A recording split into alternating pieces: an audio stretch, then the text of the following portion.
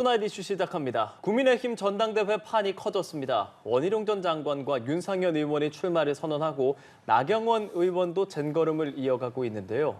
민주당에서는 이재명 대표의 연임 유력하다는 전망도 나오면서 사퇴 시점에 관심이 모이고 있습니다. 원구성을 두고 대치 중인 국회에선 민주당이 법안 처리 속도전에 나섰고요. 국민의힘은 뾰족한 수를 찾지 못하고 있습니다.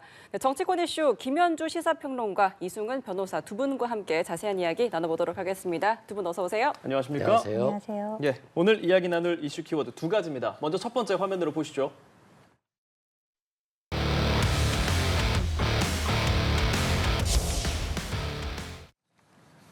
여야 전당대회 윤곽입니다.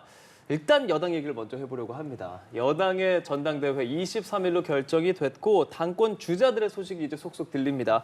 특히 우리가 여러 번 얘기했던 한동훈 전 비대위원장의 전당대회 출마 여부, 지금 윤석열 대통령과 전화도 했다고 전해지고요. 이제는 조금 확신해진 걸로 보입니다. 그렇습니다. 총선이 지난 이후에 과연 한동훈이 나올 것이냐 그렇죠. 안 나올 것이냐를 놓고 거의 두 달의 시간을 보냈는데 저희 한 두 달 같이 얘기했죠. 네, 그렇습니다. 이제 전당대회 있기 딱 한 달 전인 6월 23일 오후 2시에 여의도 국회 소통관에서 이제 출마 선언을 하는 것으로 알려져 있습니다. 말씀하셨다시피 대통령과도 의사소통을 한 것으로 전해지고 있습니다. 예. 아마 지난번에 그 식사 회동이 불발된 이후에 그래도 이제 당 대표에 나가는 만큼 어느 정도 대통령과 미리 소통이 필요했던 것으로 보이고요. 근데 이제 지난 비대위원장 시절에 관훈 토론회에서 그 한 전 비대위원장이 이런 얘기를 한 적이 있습니다. 총선 이후에는 예. 뭐 이기든 지든 제 인생이 좀 꼬이지 않겠습니까? 라는 얘기를 맞아요. 했었는데 예. 어느 정도 이런 날이 올 것을 예측했던 것이 아닌가라는 생각도 들고요.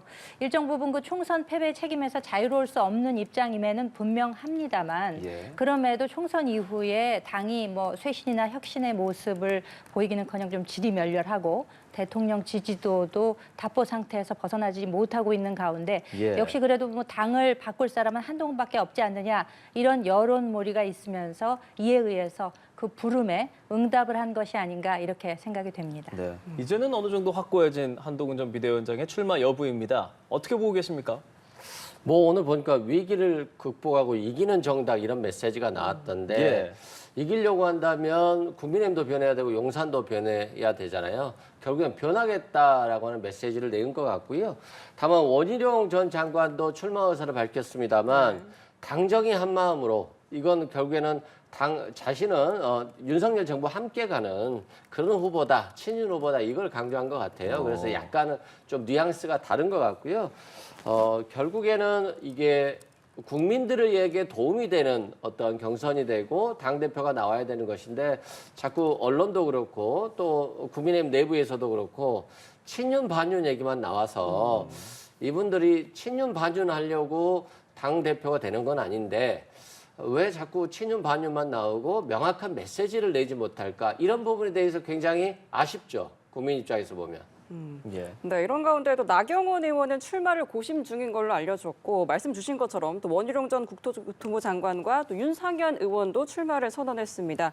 이런 흐름을 보고 있자니 전당대회 흥행에 청신호가 켜졌다 이런 평가도 나오고 있네요. 제가 뭐 개인적으로 그 전당대회 선관위원으로 지금 외부위원으로 활동을 하고 있습니다. 그렇죠. 전당대회에서 제일 중요한 것은 공정한 선거 관리가 이제 제일 목표입니다만 무엇보다 전당대회 흥행이 되는 걸 제일 목표로 또 하고 있거든요. 그런 면에서 이제 어대한 분위기가 있었기 때문에 이게 좀 재미없게 굴러가는 것이 아니냐라는 일부 좀 걱정이 있었습니다만 오늘 전격적으로 원희룡 전 장관이 출마 선언을 함으로써 판이 커지는 모습을 그렇죠. 볼 수가 있고요. 그렇게 된다면은 지금 뭐 단독 추대냐 그리고 다른 후보가 나올 수 있을 것이냐 를 놓고 고심 중인 민주당과 비교해 볼 때도 상당히 그 흥행의 요소가 있다. 그래서 이 전당대회에 모이는 관심과 이목을 좀 동력으로 삼아서 앞으로 국민의힘이 조금 더 발전적인 모습을 보여주는 그 계기가 될 수 있지 않을까라는 생각인데 나경원 후보의 경우에는 출마를 저울질하고 있던 차에 전격적으로 원 전 장관이 오늘 출마 선언을 함으로써 그래도 대통령실과의 거리면에 있어서는 한 전 비대위원장보다는 내가 좀 가깝지라고 아마 생각을 하셨던 것 같은데 원 전 장관의 등장으로 인해서 이에 대해서 조금 고심은 길어지지 않을까 이런 네. 예측을 해보고 있습니다. 네, 당권 경쟁에 잠룡들이 뛰어들고 있습니다. 이 흐름 좀 어떻게 읽고 계세요? 이게 조금은 뭐 좀 변화 가능성은 있는 것 같아요. 나경원 전 의원과 한동훈의 경쟁 아니냐? 여기에 대해서 원희룡 전 장관이 나왔고 원희룡 전 장관이 거의 뭐 용산에 교감하에서 나오지 않았냐. 이런 것들이 이제 언론에서 많이 돌고 있기 때문에 나경원 의원 입장에서 보면 좀 출마가 좀 껄끄러워진 것 같아요. 그런 측면에서 고심은 있을 것 같은데 지금 상황에서 안 나오기도 좀 그렇고요. 네. 애매하고요. 근데 결국에는 나경원 전 의원이 이제까지 출마를 저울질하면서 뭐 친윤도 반윤도 비윤도 아닌 모두를 다 수용할 수 있는 사람처럼 했기 때문에 결과적으로는 용산의 선택을 받지 못하지 않았나 이런 생각이 들고요. 결국에는 그렇습니다. 뭐 한동훈 전 비대위원장 대통령이 김기현 대표를 물러내고 나서까지 앉힌 비대위원장 아니에요. 근데 불과 몇 달 안 됐잖아요. 근데 왜 반윤으로 부르는지 좀 이해가 안 되고 대통령과 밥 한 그릇 먹는 거 거절했다고 해서 반윤이 될 것 같지는 않고요.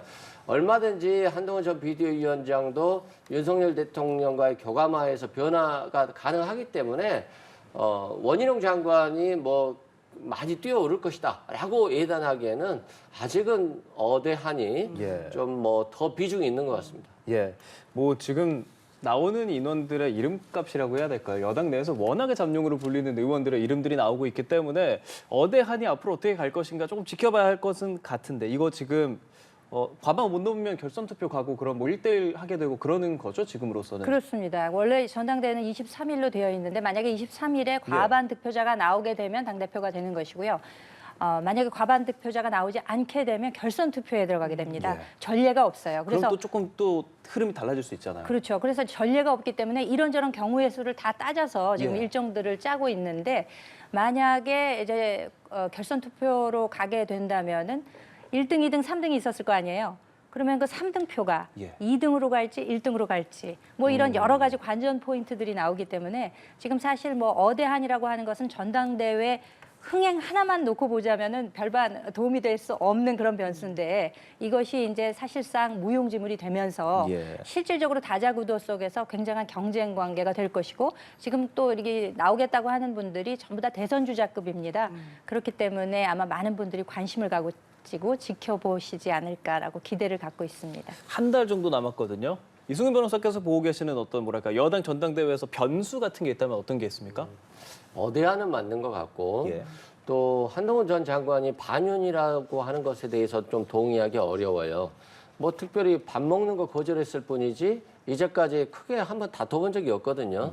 그래서 결국에는 출마 의견을 낼 때 최상병 특검에 대해서 한동훈 전 장관이 어떻게 의사를 표현하느냐 라는 거하고 또 김건희 여사에 대한 명품백 관련해서 기자들의 질문에 어떻게 대답하느냐에 따라서 한동훈 전 장관의 위치가 좀 많이 달라질 것 같고요. 말씀하신 대로 2, 3위가 만약에 뭐 한동훈 전 장관이 과반수의 확보에 실패해서 2, 3위가 합치게 된다라고 한다면 변수가 있을 수 있는데 개인적으로는 원희룡 장관보다는 나경원 의원이 2위가 됐을 경우에 예. 아무래도 친윤 쪽에서 만약에 한동훈 장관을 견제한다라고 한다면 좀 더 결집 효과가 있지 않을까 이런 좀 생각이 듭니다. 이거는 안 여쭤볼 수 없을 것 같아요. 그러면 친윤이라고 하는 사람들의 표심은 어떤 영향을 미치게 될까요? 글쎄 근데 그 친윤이라고 하는 것이 예. 지난 3.8 전당대회 김기현 당대표가 됐을 때 예, 예. 그때 당시와는 상당히 그 구도 자체가 다릅니다. 지금 총선이 끝난 상황에서 친윤이라고 하는 분들의 실체가 과연 있는가에 대한 점도 의문이고 그래서 사실 뭐 친윤계의 지원을 받아서 어느 특정 후보가 나왔다라고 하는 것도 그게 진실 여부를 가리기는 저는 쉽지 않다라고 생각됩니다. 또 따라서 대통령실이 특정 후보에 대해서 호불호를 가지고 있는가 또는 그에 상관된 어떤 영향력을 미칠 수 있는가 이에 대해서도 저는 확답할 수는 없는 상황이라고 보고요.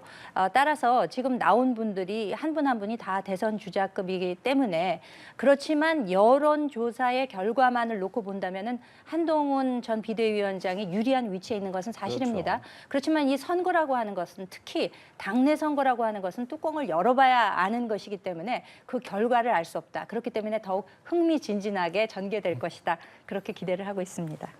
네, 알겠습니다. 이제 민주당 이야기를 좀 해보도록 하겠습니다. 이재명 민주당 대표의 당대표 연임 초읽기에 들어갔습니다. 당 대표 연임을 위한 대표직 사퇴 시점 좀 어느 시기로 좀 보실까요? 아마 조만간 사퇴할 것 같은데 그래요. 국민의힘 당대표들의 출마 선언과 연결되면서 그 시점을 좀 조율하고 있는 것 같고요. 지금 뭐 어디안과 마찬가지로 이재명 대표가 연임에는 뭐 거의 확실하다 이렇게 보고 있기 때문에 큰 변수는 없는데 이재명 대표가 좀 걱정해야 될 부분이 있는 것들이 이렇게 국민의힘 후보는 굉장히 여러 명이잖아요. 뭐 서울시장도 있고요, 대구시장도 있고 또 지금 당대표에 뛰어드는 사람도 있고 잠룡들이 많은데 민주당은 지금 이재명 대표 1급 체제로 가고 있어서 아무래도 이런 것들이 흥행적인 요소라든가 또 경쟁적인 요소들을 감해주는 데 있어서 좀 어려움이 있어서 민주당이 좀 더 겸손하게 나가야 될 것 같다 이런 말씀 드리고 또 윤석열 정부의 실정이 계속되고 있기 때문에 민주당이 잘못한 부분도 좀 커버가 되는 부분이 있습니다만 이재명 대표의 사법 리스크에 올인했던 국민의힘과 마찬가지로 민주당도 윤석열 정부 실정에 기대기보다는 이제 새로운 국회가 시작됐으니까 일하는 국회, 일하는 정부를 이렇게 만드는 국회가 좀 되어야 되지 않을까 이런 생각이 듭니다. 네, 변수는 없을 것으로 보인다라고 말씀해 주셨는데 뭐 추가로 도전자 안 나올까요?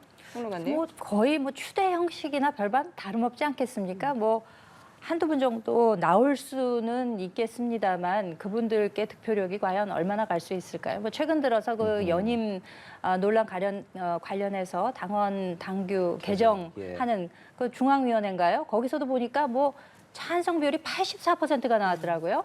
그러니까 지금 뭐 완전한 일극 체제로 가고 있기 때문에 그 누가 나와서 들러리를 서 주신다 한들 큰 효과가 있겠느냐 하는 의문을 가집니다. 고민정 의원이 이재명 대표의 연임 도전을 위해서 대선 후보로서 이게 최선의 선택일까라는 물음을 말했잖아요. 그렇죠. 최선의 선택일까요?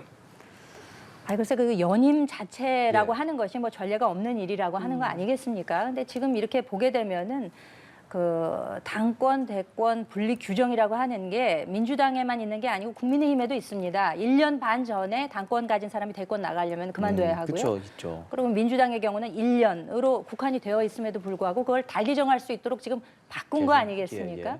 그러니까 그 어려운 길을 민주당은 기어코 가겠다는 것이고 그것을 이재명 당대표가 해내겠다는 것이고 연임의 의지가 그만큼 강한 것이고 그와 같은 당헌 내지는 전통 이런 것들에는 다 취지가 담겨 있는 것인데 당대표라는 절대적인 권력을 가지고 있는 분이 대선 판도까지 흔들 수 있도록 하는 것은 공정의 문제가 제기되는 것이거든요. 근데 이것마저 무위로 돌리겠다 하는 강한 의지가 있는 것이라고밖에는 해석이 되지가 않습니다. 이재명 대표 본인도 사실 이 부분에 대해서 뭐 반대한다는 의견을 낸 적도 있잖아요. 당원 당규 바꾸는 거에 대해서 어떨까요? 이 당권과 대권을 함께 가는 이재명 대표의 모습에 대해서 당내 다른 의견들은 좀 없겠습니까? 당연히 이제 당권과 대권은 분리돼야 되는 게 예. 맞고요. 1년 전 사퇴하는 게 맞아요.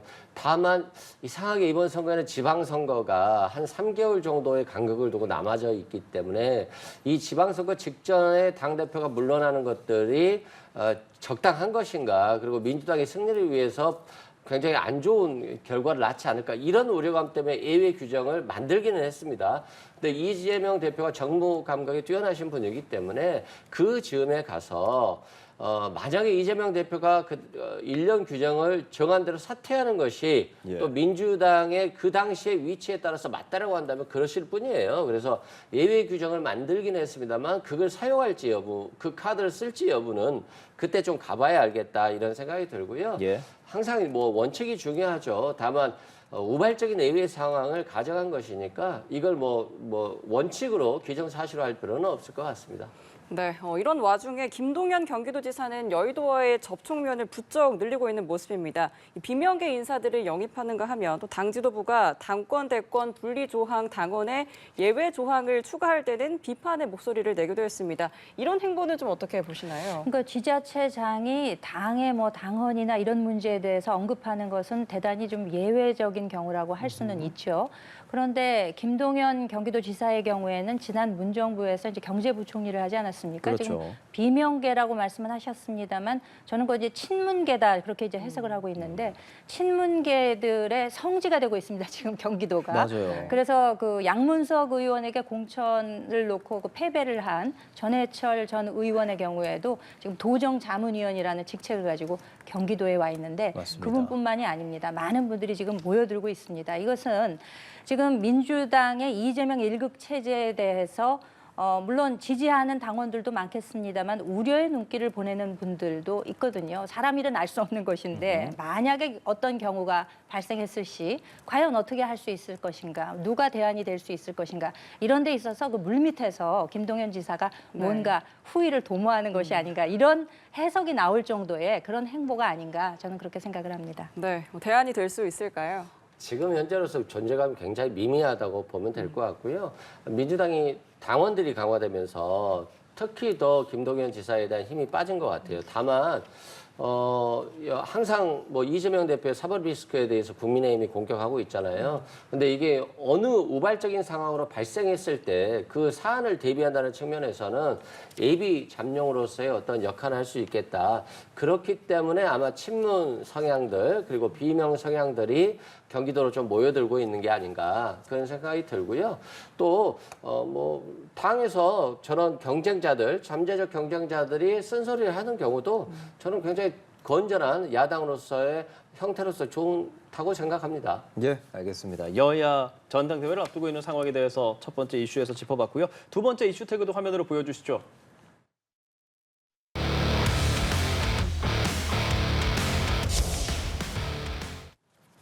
네, 원구성 협상 최후 통첩 두 번째 이슈 태그입니다.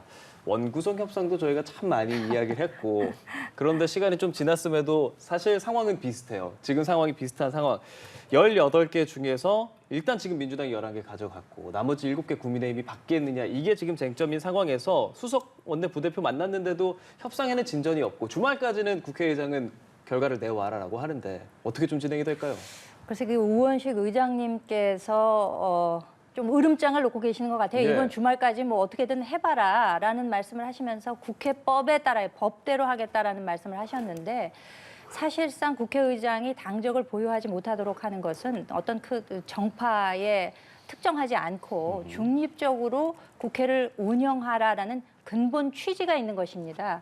그런데 지금 자꾸 이번 주말을 못 박으면서 빨리 어떻게 해봐라라는 예. 식으로 하시는 것이 과연 맞는 것인가 하는 데 대해서 저는 상당한 회의감을 느끼고 있는 것이 아니 국회의장이시면 여야 간의 협상이 이루어지도록 구체적인 노력을 기울이셔야 되는데 그 딱 마지노선만 정해놓고 이번 주말까지 안 되면 그냥 어떻게 하겠다라는 식으로 하는 것은 저는 올바른 의정 활동을 하고 계시는가에 대해서 의문을 제기하지 않을 수 없는 거죠.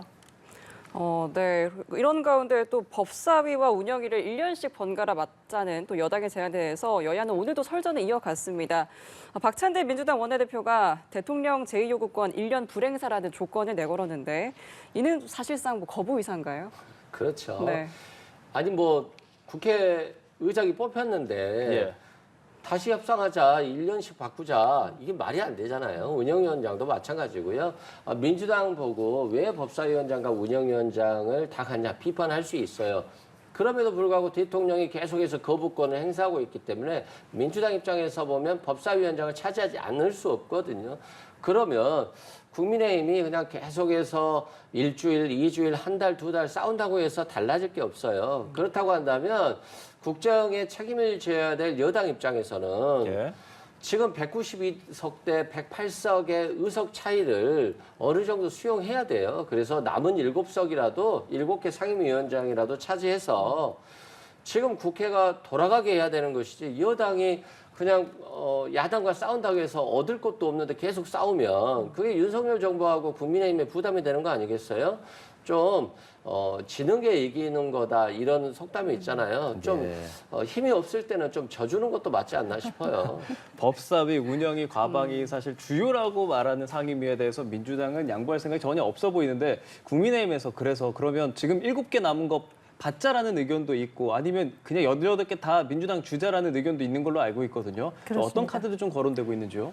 네, 지금 말씀하신 그대로죠. 그러니까 이제 국회의장은 뭐 거의 민주당 손을 들어주다시피 하고 개원도 야당만의 단독 개원이 이제 우리 헌정사 이래 최초로 지금 이루어졌는데 이제 밥상을 잘 차려놓은 11첩 반상을 그 맛있는 밥상을 그 주요 이렇게 지금 민주당과 야당에서 이제 드시고 옆에 상 옆에 내려놓은 7개 반찬만 갖고 드시든지 말든지 이거라도 드세요라는 지금 이런 입장이거든요. 그러니까 이게 지금 의회주의 정신이라는 게 지금 존재하는 건지 묻고 싶습니다. 뭐 대화와 타협이라는 것도 있고 견제와 균형이라고 하는 것도 있는 건데 아니 박찬대 원내대표께서 본인이 굉장히 착한 분이라고 스스로 말씀하셔 놓고서 지금 보여주는 행태를 봐서는 그닥 착해 보이시지는 않는 것 같아요.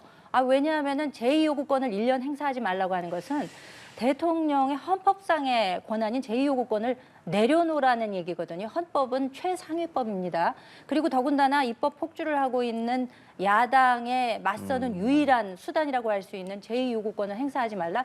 이것은 안 하겠다는 이야기와 다름없는 것이거든요. 그렇기 때문에 지금이라도 지는 게 이기는 거다라는 말씀을 하셨는데 왜 꼭 그 지는 대상이 지금 108석을 차지한 국민의힘만이 되어야 하는 것인지 서로 간의 협상의 묘가 필요하지 않나 그렇게 생각이 됩니다. 평론가께서 입법 폭주라는 표현을 썼어요. 보면 노란봉투법 민주당 여당 이제 불참한 상태에서 상정했고요. 그리고 해병대원 특검법도 법사위 소위 통과시켰습니다. 거부권 행사했던 법안들 줄줄이 지금 통과시키고 있는 민주당 입장인데 부담도 있을 것 같기도 하고 민주당의 생각이 좀 궁금합니다. 저는 근데 입법 폭주라는 말을 왜 쓰는지 모르겠어요. 그래요?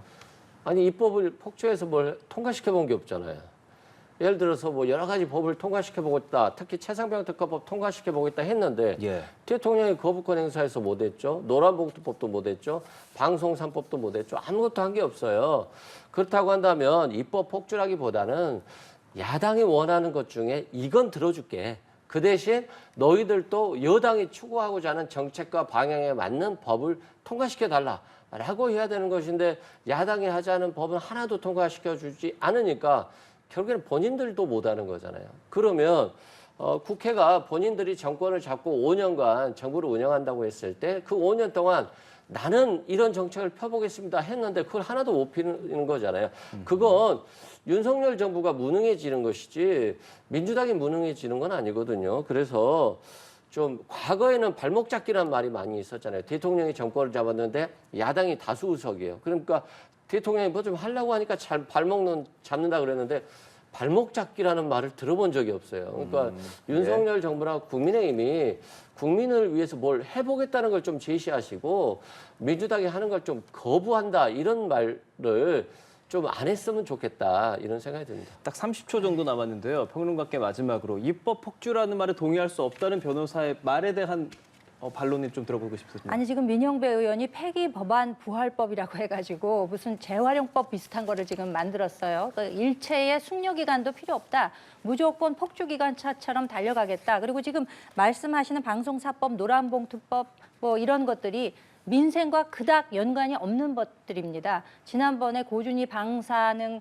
방사물 폐기법 내지는 K칩스법 이렇게 우리 민생과 관련 있는 법들을 주로 다루어야 하는데 자꾸 법을 부활시켜서 이렇게 하겠다는 내용은 입법 폭주의 다름 아니다. 그렇게 말씀드리겠습니다. 네, 오늘 이야기 여기까지 들어보도록 하겠습니다. 김현주 시사평론가 이승훈 변호사 두 분과 함께 이야기 나눠봤습니다. 오늘 말씀 고맙습니다. 잘 들었습니다.